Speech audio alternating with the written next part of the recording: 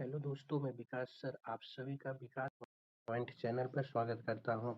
Daily current affairs cues में आज हम देखने वाले हैं 15 जनवरी की करंट अफेयर्स को, जो कि सभी परीक्षाओं के लिए महत्वपूर्ण रहेगी। पहला प्रश्न है, निम्न में से किस दिन हर साल भारतीय सेना दिवस मनाया जाता है? ऑप्शन ए 12 जनवरी, बी 13 जनवरी, सी 14 जनवरी, डी 15 जनवरी। तो इसका सही आंसर हो जाएगा 15 जनवरी। भारतीय सेना दिवस 15 जनवरी को मनाने के पीछे एक ऐतिहासिक महत्व है। यह दिन फील्ड मार्शल के.एम. करियप्पा के सम्मान में मनाया जाता है। उन्होंने 15 जनवरी 1949 को भारतीय सेना की कमान संभाली थी। अगला प्रश्न है, प्रश्न संख्या 2, महिलाओं और नाबालिग लड़कियों की सुरक्षा के लिए अक्का पाड़े योजना को मंजूरी निम्न में से किस राज्य सरकार ने दी थी? Option A Paschim Bengal, B Bihar, C Karnataka, D Andhra Pradesh. इसका सही आंसर हो जाएगा ऑप्शन सी कर्नाटक। जनवरी 2026 में मुख्यमंत्री सिद्धार्थ मैया के नेतृत्व में कर्नाटक सरकार ने अक्का पड़े बड़ी बहन बल योजना शुरू की। इस योजना का उद्देश्य पूरे कर्नाटक में महिलाओं और नाबालिग लड़कियों की सुरक्षा निश्चित करना है। अगला प्रश्न है, प्रश्न संख्या 3, राष्ट्रीय सड़क सुरक्षा सप्ताह 2026 का आयोजन 11 जनवरी से कब तक किया जाएगा? ऑप्शन ए 15 जनवरी, बी 17 जनवरी, सी 19 जनवरी, डी 21 जनवरी। तो इसका सही आंसर हो जाएगा 17 जनवरी। राष्ट्रीय सड़क सुरक्षा माह 2026 का आयोजन दिनांक 1/1/2026 से 31/1/2026 तक किया जा रहा है। अगला प्रश्न है, प्रश्न संख्या 4, निम्न में से किसने खेलो इंडिया बीच गेम्स 2026 में पहला स्थान प्राप्त किया है? Option A Karnataka, option B Manipur, option C Tamil Nadu, option D Meghalaya. तो इसका सही आंसर हो जाएगा option A Karnataka. Khelo India beach games 2026 में कर्नाटक ने कुल 11 पदों, जिनमें 3 स्वर्ण, 2 रजत और 6 कांस्य पदक के साथ ओवरऑल चैंपियंस का खिताब जीता है, जबकि तमिलनाडु दूसरे और मणिपुर तीसरे स्थान पर रहा है। अगला प्रश्न है, प्रश्न संख्या 5, हट्टी जनजाति द्वारा निम्न में से किस राज्य में बोड़ा त्योहार शुरू किया गया है?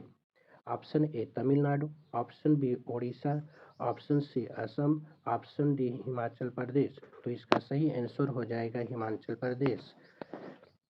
बोड़ा त्योहार हिमाचल प्रदेश की हट्टी जनजाति द्वारा मनाया जाने वाला सबसे बड़ा वार्षिक उत्सव है, जो ट्रांसगिरी क्षेत्र में केंद्रित है और सांस्कृतिक पहचान व सामुदायिक एकता का प्रतीक है, जिसे माघों का त्योहार भी कहा जाता है।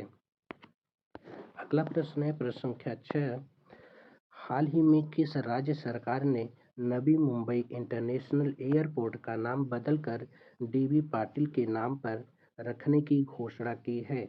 Option A Bihar, B Madhya Pradesh, C Tamil Nadu, D Maharashtra. तो इसका सही आंसर हो जाएगा option D Maharashtra.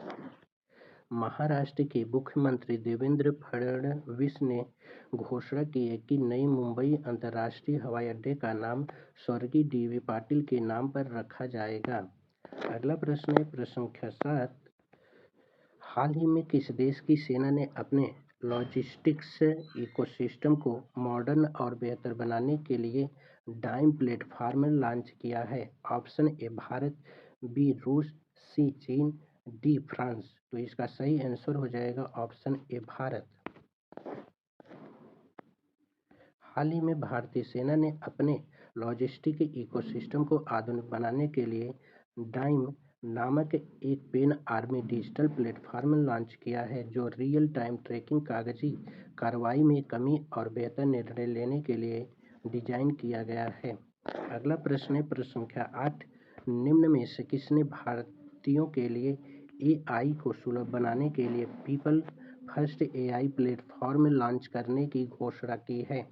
Option A ISRO, option B HCL, C Airtel, D Jio. तो इसका सही आंसर हो जाएगा जियो। रिलायंस इंडस्ट्री के चेयरमैन मुकेश अंबानी ने Jio people first AI platform का ऐलान कर टेक दुनिया में हलचल मचा दी है। अंबानी ने दावा किया है कि एआई पूरी तरह भारत में बना होगा, भारतीय ज़रूरतों को समझने और आम आदमी की जेब तक पहुंचेगा। अगला प्रश्न है प्रश्न संख्या 9। निम्न में से किस देश में कॉमनवेल्थ के स्पीकर्स और प्रिसाइडिंग ऑफिसर्स के लिए 28वें सम्मेलन का आयोजन किया जाएगा? Option A Bharat, B New Zealand, C America, D Singapore. तो इसका सही आंसर हो जाएगा ऑप्शन ए भारत। कॉमनवेल्थ के स्पीकर और प्रेसाइडिंग ऑफिसर्स के 28वें सम्मेलन का आयोजन भारत में नई दिल्ली में 14 से 16 जनवरी 2026 तक किया गया है, जिसमें लोकसभा अध्यक्ष ओम बिरला ने उद्घाटन किया और प्रधानमंत्री नरेंद्र मोदी ने संबोधित किया।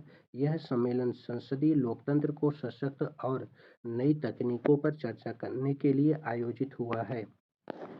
अगला प्रश्न है प्रश्न संख्या 10। निम्न में से किस राज्य में 25वां अखिल भारतीय प्रमुख बंदरगाह सांस्कृतिक समारोह आयोजित किया जाएगा? Option A Bihar, B Tamil Nadu, C Odisha, D Madhya Pradesh. तो इसका सही आंसर हो जाएगा ऑप्शन सी ओडिशा। 25वां अखिल भारतीय प्रमुख बंदरगाह सांस्कृतिक समारोह ओडिशा के पारादीप बंदरगाह पर आयोजित किया गया, जो कि एक 4 दिवसीय सांस्कृतिक कार्यक्रम था। इसका आयोजन पारादीपत्तम प्राधिकरण द्वारा किया गया था। यह समारोह 11 जनवरी 2026 को संपन्न हुआ और इसमें देश के प्रमुख बंदरगाहों के कलाकारों ने भाग लिया। अगला प्रश्न है प्रश्न संख्या 11। महारानी कामसुंदरी देवी का 93 साल की आयु में निधन हो गया।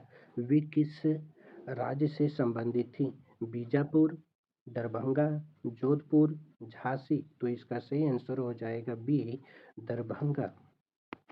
महारानी कामसुंदरी देवी का बिहार के दरभंगा राज्य से संबंधित थी, जिनका हाल में 93 वर्ष की आयु में निधन हो गया।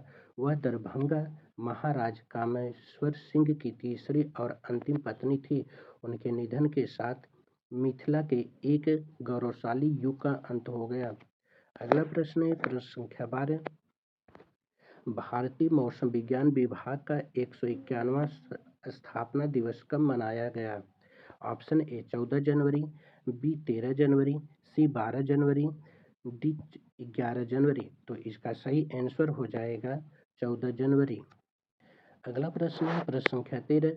निम्न में से किस स्थान पर सुरक्षा, बचाव और अग्नि सुरक्षा के क्षेत्र में दुनिया की अग्रणी और सबसे बड़ी प्रदर्शनी इंटरसेक 2026 का आयोजन किया गया? Option A London, B Patna, C Tokyo, D Dubai. तो इसका सही आंसर हो जाएगा ऑप्शन डी दुबई। इंटरसेक 2026 का आयोजन दुबई वर्ल्ड ट्रेड सेंटर से शुरू हो गया है। यह सुरक्षा, बचाव और अग्नि सुरक्षा के क्षेत्र में दुनिया की अग्रणी सबसे बड़ी प्रदर्शनी है। इस नवीनतम संस्करण में कई नई विशेषताओं और अंतर्राष्ट्रीय भागीदारी शामिल हैं। डेली करंट अफेयर्स क्यूज में हम डेली कवर करते हैं 13 क्वेश्चन आंसर, जो पूरे दिन की करंट अफेयर्स होती है। अगर आप लोग इस वीडियो का नोटिफिकेशन रेगुलर लेना चाहते हैं तो इस चैनल को सब्सक्राइब कर लीजिए। यदि आप लोगों को यह वीडियो अच्छा लगी हो तो हमारे चैनल को लाइक, सब्सक्राइब और कमेंट कीजिए। धन्यवाद।